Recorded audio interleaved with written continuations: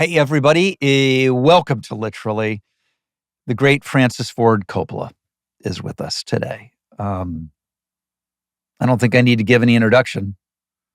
I mean, if you don't know who Coppola is and you're listening to me, I can't believe that. I have not spoken to Francis in any real depth, probably ever. On Outsiders, I was 17. What am I going to say to the great man? And then, life has taken us in different directions. So much to talk about. And it's an honor that he reached out and wanted to be on the show to talk about Megalopolis, which is one of his life's work. This is going to be amazing. Francis Ford Coppola, next. It's amazing. You hardly look, I know you must be 60. many years older than you were when you were a kid, but you don't look a lot different. You stayed trim and you've got the same smile. How nice. Francis, I'm so glad to see you and to talk to you.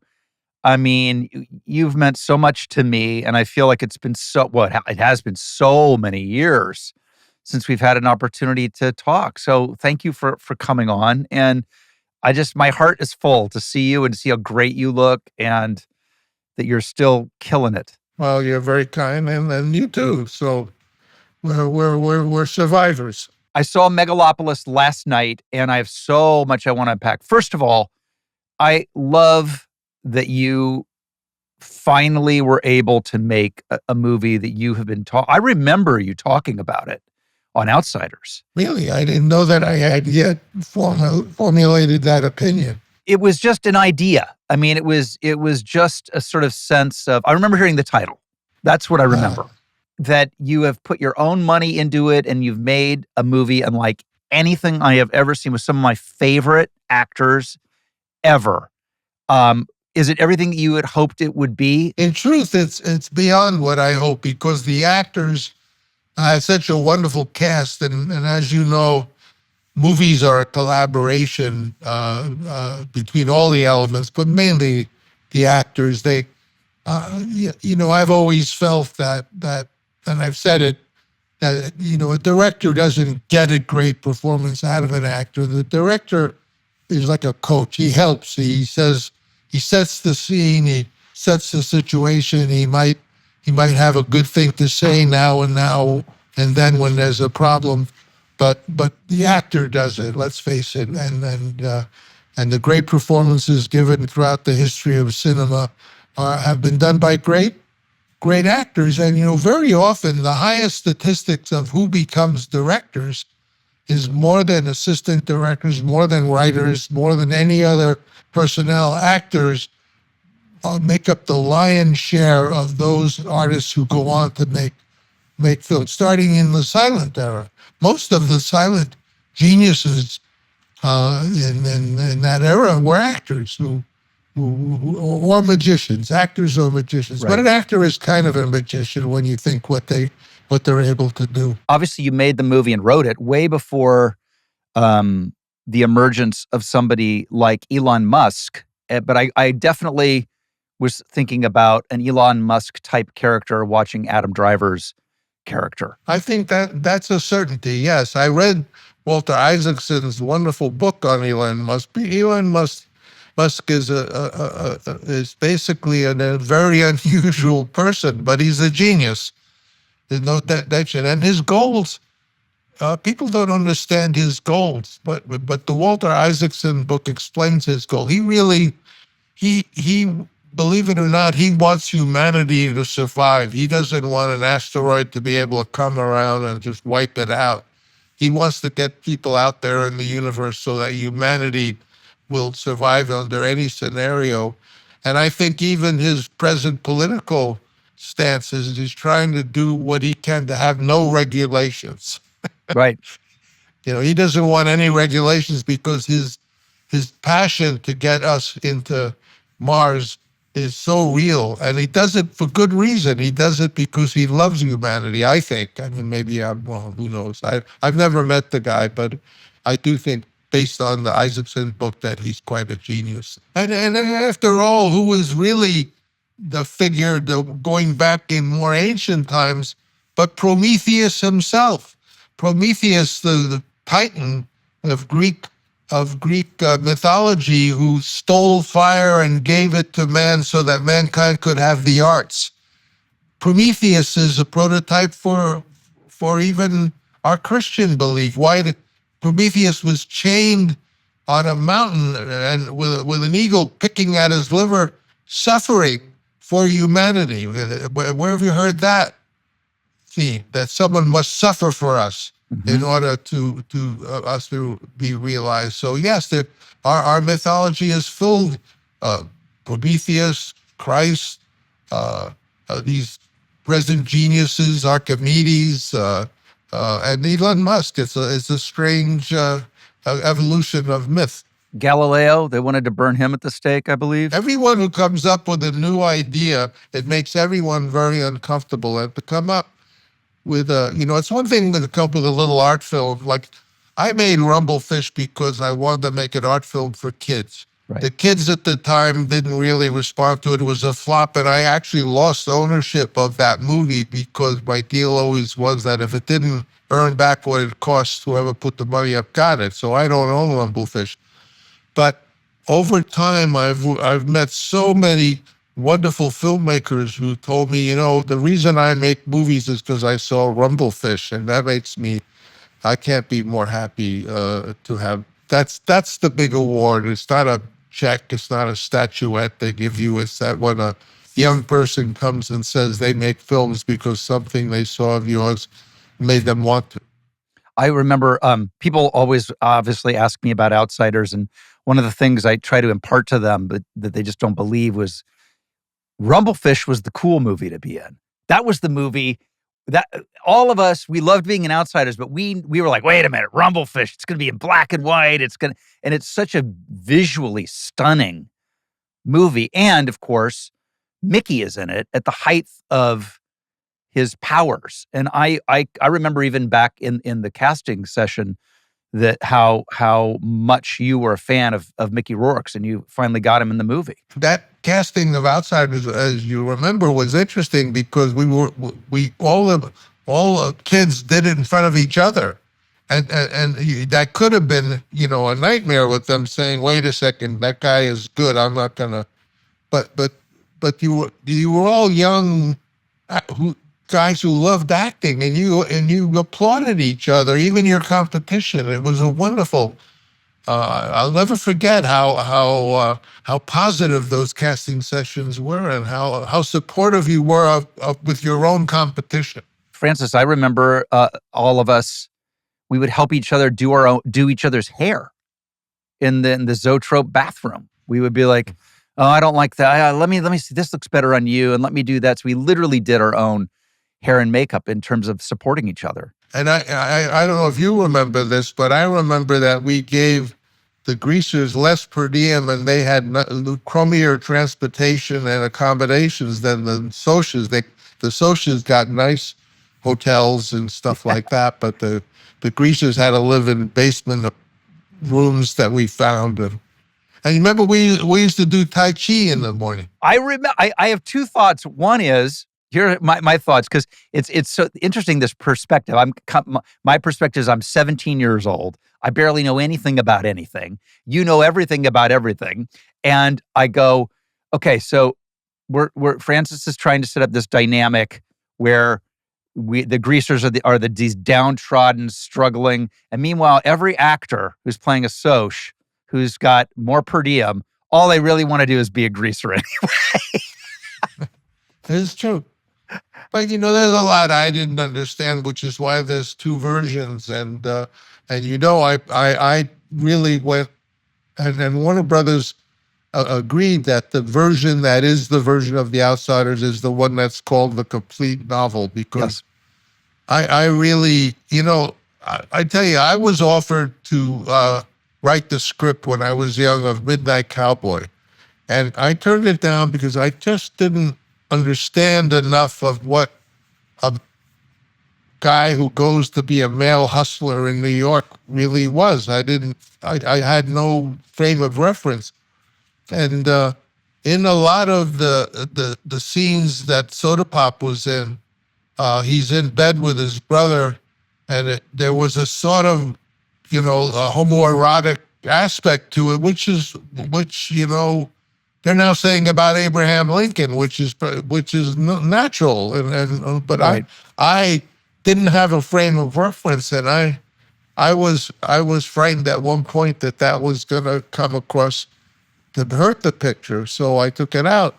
But when later I went to my little granddaughter's class shortly after that to talk about the outsiders, they said, "Well, where's the scene where Soda Pops talks about being in love with his brother?" And when they knew the book better than and I said I was wrong, and I made a new version and even put in a lot of early Elvis Presley. And I'm sure you've seen both Yes. versions, but the official version of The Outsiders is the one that has the longer, has everything in the book in it, because the book was right and I was wrong. I've always wondered, obviously, what happened. My notion was that the original Outsiders was focused very much on the boys on the run with Dallas. Like it Right. actually begins meeting Dallas. He's the first person you Right. meet. And in the book, the first person you meet are the Curtis brothers.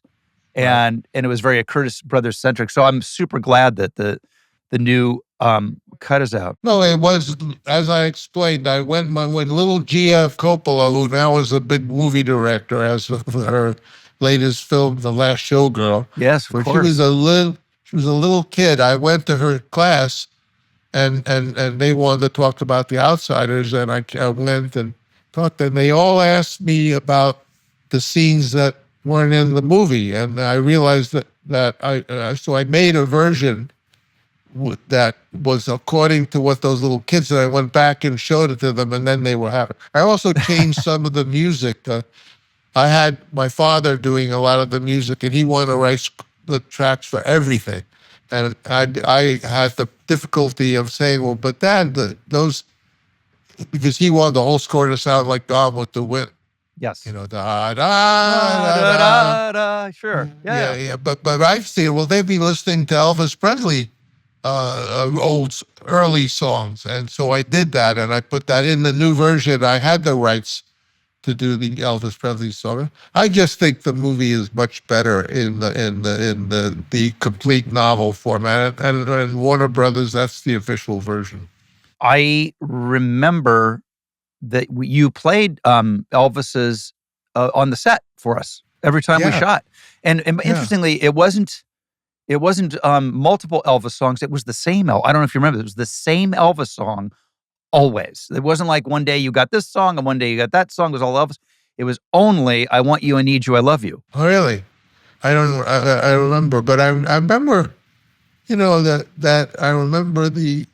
Remember, who was on that shoot? She was a little kid. She was a young girl. Remember Dana Spiotta? Of course. You know what happened to her? No. She became a major novelist. If you look her up, she's a best-selling novelist. Wow. Of serious proportion. She's very respected. She was like a little 13-year-old kid hanging around with all the boys, and a lovely kid, a wonderful kid, but she became a great writer. Oh, I know about Megalopolis. I can't believe I forgot this. My single favorite thing about Megalopolis was the mention of the Dingbat news. That's so funny that you remember that. Well, I burst out laughing in the theater because that's, you're older than I am, but even at my age, it's like people get frozen in time at the era where you knew them. So for me, Sophia is still writing the Dingbat news every week. Where did you see that? At the studio? The movie, where did I see it? When I did The Outsiders, I had lost everything. And that Sophia used to do the Dingbat news with Bernie Gersten's daughters, who will also now become very important in the studio. So where did you run into the Dingbat news? The Dingbat news was, she would do it on the what they used to call the ditto machines in the school. Oh, yeah. In the school that we were using for rehearsal. Oh, that's right. She was there. In fact, she's in that scene. The Dairy Queen. That's a funny scene because this little girl with buck teeth comes and, oh, you got a dime? We don't have enough for a Dairy Queen. And Matt said, get out of here. Then he says, that was a close call. Yeah, the big bad news. Yeah, isn't that wonderful? Yeah, I love. And look at Sophia now. She's much more famous than I am. You have the DNA. That's that Coppola DNA for sure. Well, I think it's more the way we spent the summers. We used to, in the summers, all those kids and Jason Schwartzman and all of the relatives used to come. And I used to say, okay, we're going to have creativity camp. And they say, oh, we don't want creativity camp. We want to fish and we want to swim. I said, well, you're going to fish and swim, but we're going to write songs and we're going to do one-act plays and we're going to have fun. And I said, all right, if we have to. And that's when Sophia directed her first play, and Jason Schwartzman had to act in it. He had written a play, so it was more the kids and the cousins. It was like summer camp every summer, but with their relatives. When you talk about having camps at the property, I remember during Outsiders, that was all going on. You had just gone through that terrible time where, the studio was gone, and it was so full of angst for you. And as like a 17-year-old, for it to even translate to a 17-year-old, it had to have been something, because 17-year-olds don't know about mortgages, they don't know about any of that stuff. But I can remember a day where you were on the phone with Ellie, and you were telling her not to let in the repossessors. I'll never forget it as long as I live. And you're going, no, just don't answer the gate. Just don't action. It was just an amazing thing. I remember that period because that was true. Since the estate was a big estate, the process servers, basically had a problem because they had to come into a private gate and then go along. Normally they just go to your house. So when a process server came, Ellie would, disappear. We'd all disappear. And the only one who would stand up on the gate was Sophia at like 6. And she would say, you're not allowed to come here. Leave immediately. This is Tara. She was so funny. This is Tara. You know how you have memories that are important to you, but they've been so long and you've thought about them for so many years that you begin to question your own memory about them. And I've always had that. I said, I swear to God, Francis was on the phone. No, it's true. I was. My poor wife. I mean, I would do these crazy things, but she's the one who would have the grocery store say, well, Mrs. Coppola, we can't give you credit anymore. You're going to have to pay cash if you want to buy food. It was very embarrassing for her, poor thing. My condolences. I always loved Ellie. She was such a nice woman. I don't know anyone who didn't love her. She was such an angel. I mean, I was so lucky and so smart to have 61 years. Wow. It's hard to lose her, because she was my rock. She was the one I would check with and do my reality check. I remember she used to tell me, Francis, give your brain a rest. And I would say to her, but Ellie, I don't know how to. The only way I know how to do it is to start another project. Have 2 projects at once, like to do that. How do you feel that you were the pioneer of Video Village? Video Village didn't even have a name. No, it didn't. And it's a big mistake because... Oh, I'm so curious to know. This is amazing. What I was taught by my directing teacher was Miss Dorothy Armstrong, a woman and a wonderful director and a fabulous teacher. And she told me, and I remember that, always sit at the same place next to the camera, not only because you have the best view of the cast, and I do that even with a video up because I have the video thing at my feet, but she says it's not just so that you can see the actors well, it's so they can see you because they're doing it for you. And if they can't see you, they don't know how to gauge what they're doing. And so whenever I see a movie and I hear a cut and I hear a director say, that was great, do it again, more energy. And I realized that he's a mile away in a video tent Yeah. The actor has to always be right there so the actors can see how they're reacting, because they're using you. And I learned that from Miss Arsner, who was a great woman. So does that mean the silverfish has been retired to a museum? No, the silverfish was you could go into it afterwards and edit in there, but you can't direct. I never direct from there unless I'm mad at Dennis Hopper or Shia LaBeouf. Then I'll say, "Do what you want. I'm not coming out." Amazing. Which I did to both. Which I did to both Dennis Hopper and Shia LaBeouf. But they were great. What they did. People ask me a lot about what it's like to work with you, and I think among your gifts, Francis, that when there's a happy accident, you know it, you receive it, and you use it. Absolutely. And it sounds really simple, but you would be shocked how many directors, if a cat jumped up on Marlon Brando's lap in the middle of a speech, would cut. If a hat blew off of the camera operator on a crane shot on The Outsiders and tumbled down the street, and Emilio picked it up and said, "Hey, I got a hat," they would laugh and cut, and it would never be in the movie. And both those things are memorable, happy accidents. Another thing I do is that if somebody else has a great idea, I always use it, but I'll tell the truth. In other words, people ask me who came up with the line in The Godfather, "Take the gun, leave the gun, take the cannoli." That was Richie Castellano said that. I didn't. It wasn't my idea. They asked me whose idea was it to have the helicopters play Wagner. They think because my family were musicians. That was John Milius's idea. So not only do I use everybody else's idea other than mine when it seems appropriate, but I'll tell you the truth is you can ask me right now anything you like in any movie that you like and ask me whose idea it was, and I'll tell you, and the odds are it wasn't mine. I only learned years later that our long rehearsal period on Outsiders at the school was in a large part because there was still a question about the budget and getting the movie done. I remember shooting the entire movie on a green screen during rehearsal. Did you ever look at that footage? Does that footage exist? Oh yeah, no. I'm the one who invented and came up with the term previsualization. Right. And now that's an industry. I thought people didn't like that name because they said, well, how can there be pre-visualization? There's visualization. I said, but this is a step before when you make decisions and you have a simulation of what the film might be like.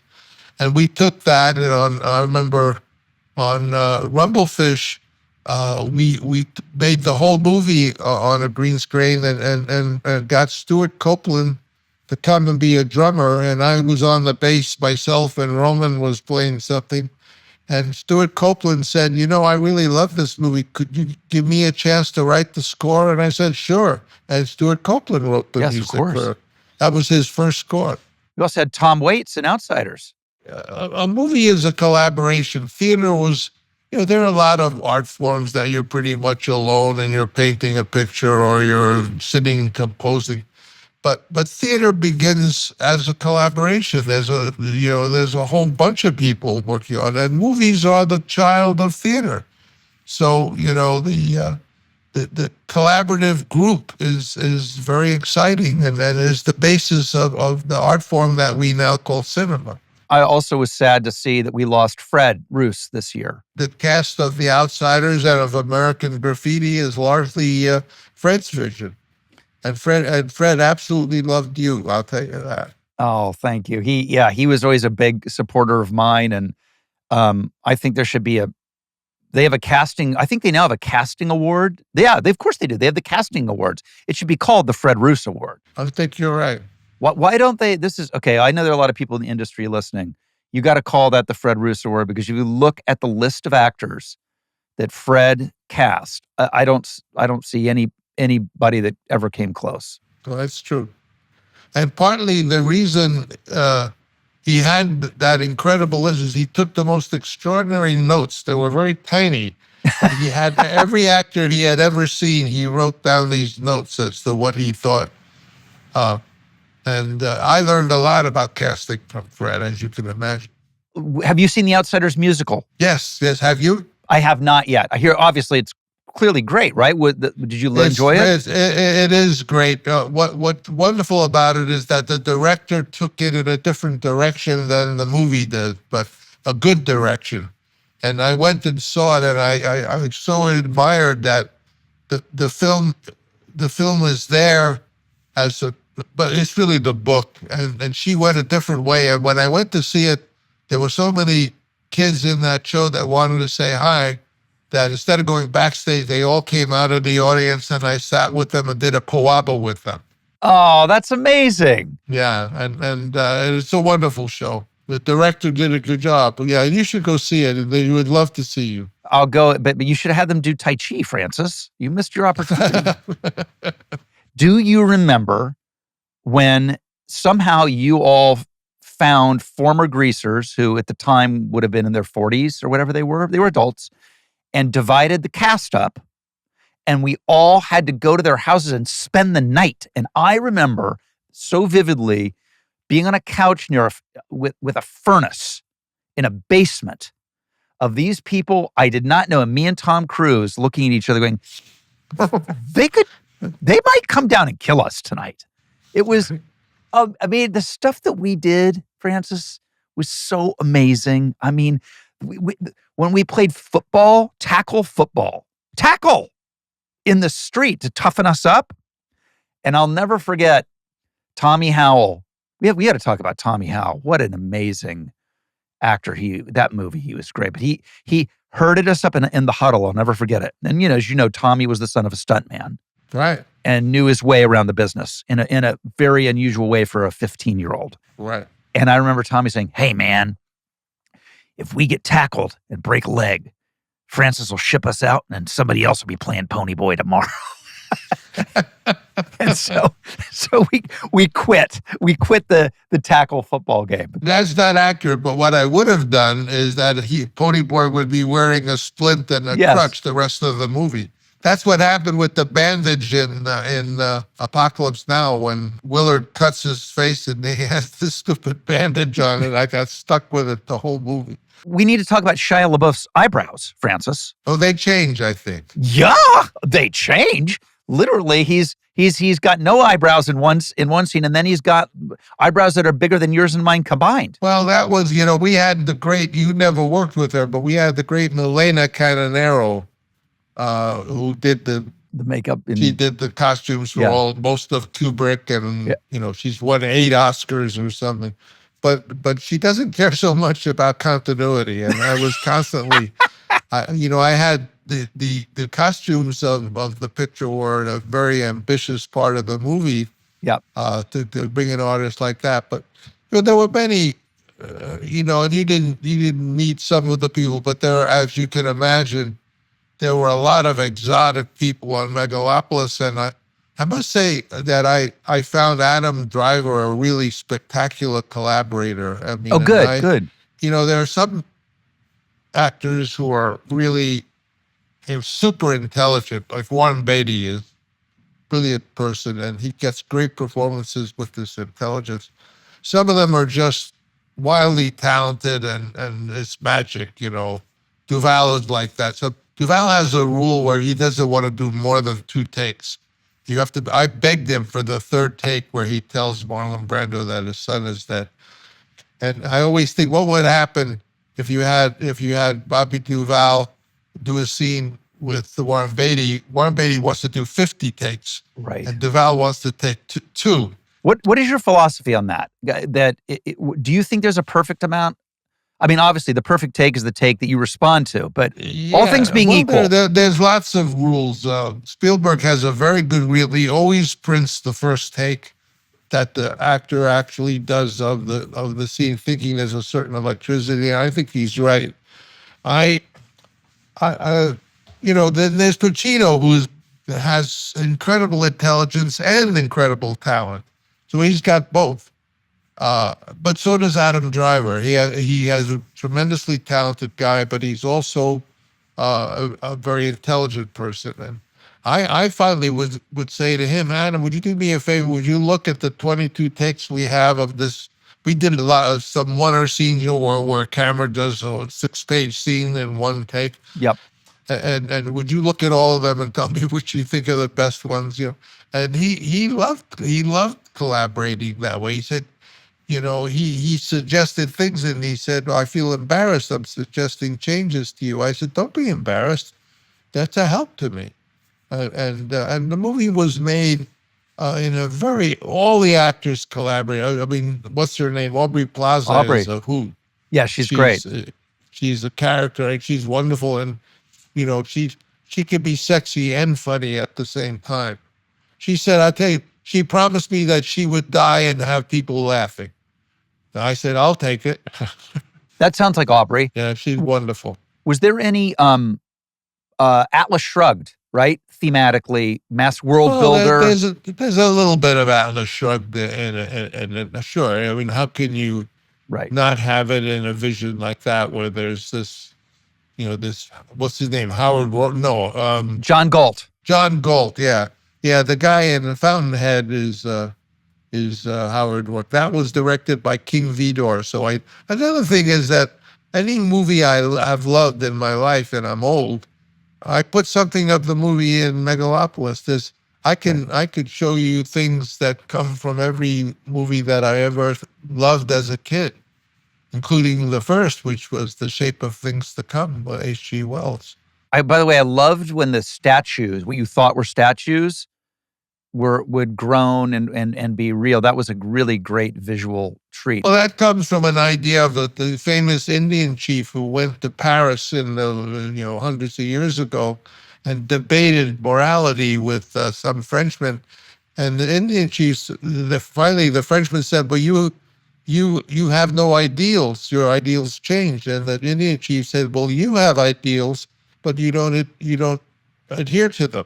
And that's what gave me the idea that we have wonderful ideas of justice and wisdom and all these things, but we make statues to them, but we don't incorporate them in our lives. We have a statue of justice, and she just weeps because no one listens to her, and that's what and Roman shot that stuff. That was all. Oh, really? Of course, well, that was all live action with miniatures because they were actors that made look like big statues. So the Citron that he was driving was like you could hold in your hand like that. Okay, I wanted to ask you about the Citron because the first time I ever saw Citron was at Martin Sheen's house when he arrived back from the Philippines from Apocalypse Now. Is there a Citron connection that I'm missing? Well, I always loved that car, and I had a Citron limousine. I probably sent that car to bring him home. I always thought the Citron is a car. I would drive it in New York when I was making cotton clothing. People looked like it was that they'd never seen a car like that. But on the other hand, you could fly today, if you could fly in a Concorde, which you can't do. Yeah. People would look at that like that's a car of the future. A lot of great stuff in the past looks like the future. The Citron being one.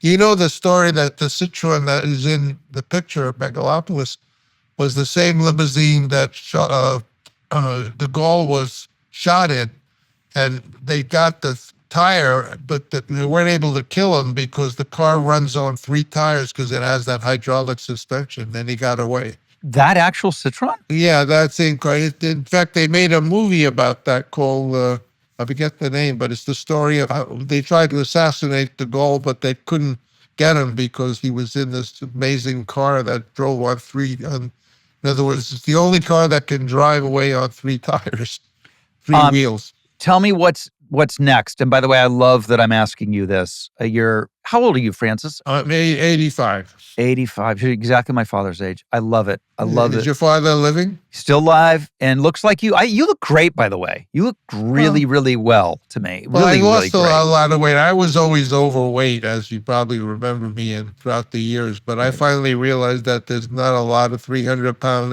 85-year-old guys walking around. So I went to Duke Fitness and I lost about 60 pounds. Does that mean no more pasta dinner? No, you're not cooking every Friday night for wrap parties? Well, I don't make that kind of. I make much more healthy I still cook well, but I can cook vegetables very well. I can make pasta, but I can't eat it. I don't drink. I just drink maybe a little wine once a week. If those are all calories. Yeah. There are only two vices that you can do all you want without any payback. I call them vices, two sources of pleasure. One is learning, and the other is music, if you don't listen to it too loud. So I do a lot of reading, and I do a lot of listening to music. And are you writing? Yeah, no, I do. I'm making. I would like to. I always say this. I love to make a movie that would be fun. So I have a project that's somewhat based on I want to make a musical that uses dance a lot to tell the story. I directed once when I was young and had made The Godfather. Everyone offered me opportunities to direct operas or plays, and I wanted to do it all. So I once directed a play of Noel Coward called Private Lives. You ever Yeah, hear sure. Private You do. Lives? Yeah, of course. It's a great Great play. A great play, and I loved it, and I did a very unusual version of it that used a lot of his wonderful songs, and so I have a style of that type of a movie that I want to make now that would be a sort of musical, but that would use a lot of dance and would be very. I like those great movies that Irene Dunn and Cary Yeah. Grant used to make, like The Awful Truth or My Favorite Wife or the so-called, or even Bringing Up Baby. You know, Oh, those one. I love to do that.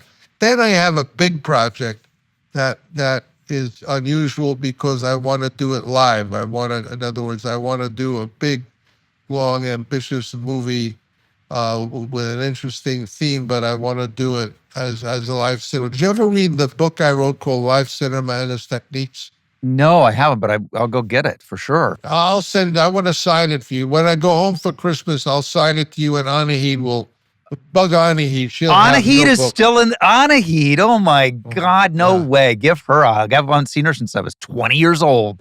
Yeah, I'll sign one to you. You'll like it. It's got a good section on acting and many things you'll find interesting. Amazing. So that's what I want to do. I may have a new practice. No director's ever done it, but when I make films now, I'm going to put in at the end credits all the movies I'd like to make before I die.